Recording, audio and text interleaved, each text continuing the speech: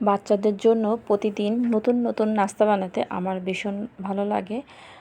আর সেজন্য আমি প্রতিদিনই নতুন নতুন নাস্তা ওদের জন্য ট্রাই করি। আসসালামু আলাইকুম, সবাই কেমন আছেন? আজকে আরেকটি লং ভিডিও নিয়ে আসলাম। এখানে একটা নতুন নাস্তা বানিয়েছি বাচ্চাদের জন্য। আর ঘরে থাকা মাত্র অল্প উপকরণ দিয়েই নাস্তাটা হয়ে যাবে। আর সেজন্য আমি প্রথমে কিছুটা আটা এবং সাথে একটু তেল এবং লবণ দিয়ে ভালো করে একটা ডো বানিয়ে নিয়েছিলাম। এই নাস্তাটার আইডিয়াটা আমার মেয়ের দেওয়া। ও আমাকে দিয়েছে যে মাম্মি আজকে বিকেলবেলা তুমি আমাকে এই নাস্তাটা বানিয়ে দেবে। আর আমি কিভাবে কি করব পুরো রেসিপিটাই ও আমাকে শিখিয়েছে। ও আমাকে শুধু বলে দিয়েছে আর আমি জাস্ট বানিয়ে দিয়েছি, আর কিছুই করিনি।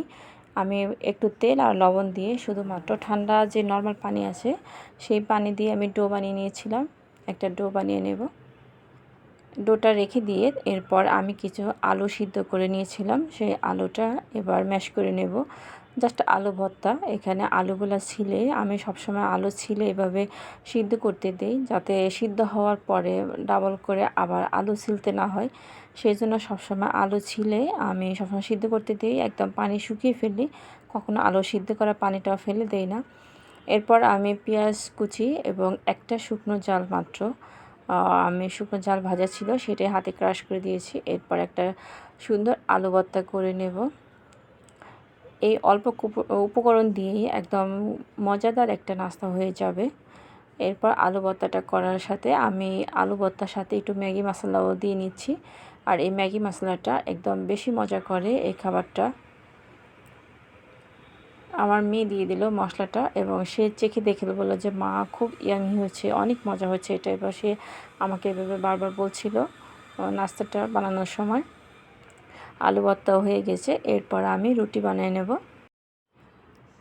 এরপর আমি রুটি বানিয়ে নিয়েছিলাম, একদম পাতলা রুটি বানিয়ে নেব। এই নাস্তাটা খেতে ভীষণ মজাই ছিল। একদম সামান্য উপকরণেই নাস্তাটা হয়েছিল, মাত্র আলু আর আটাতেই নাস্তাটা তৈরি হয়ে যায়। বেশি কোনো উপকরণেরও প্রয়োজন হয় না। এবার আমি একদম পাতলা একটা রুটি বানিয়ে নিয়েছিলাম। এরপর আমি রুটিটা কেটে নেব। রুটিটা আড়ে আড়ে কেটে নেব, যে স্কোয়ার একদম স্কোয়ার হবে না, একটু বাঁকা করে আমি কেটে নিয়েছিলাম।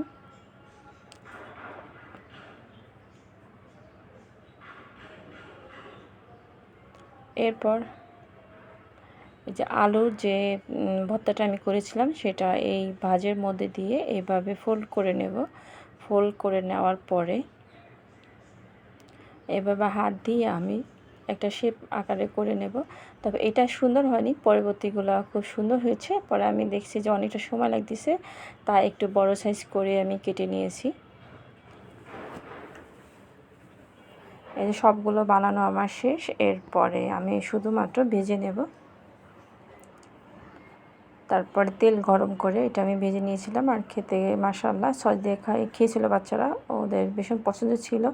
তবে আমার ছেলে আলু ছিল ভিতরে, সে একদমই আলু খায়নি, শুধুমাত্র উপরের ছেলটাই সে খেয়েছে। তবে বাচ্চাদের নাস্তা বিকেলবেলা দেওয়ার জন্য এটা কিন্তু যথেষ্ট একটা নাস্তা।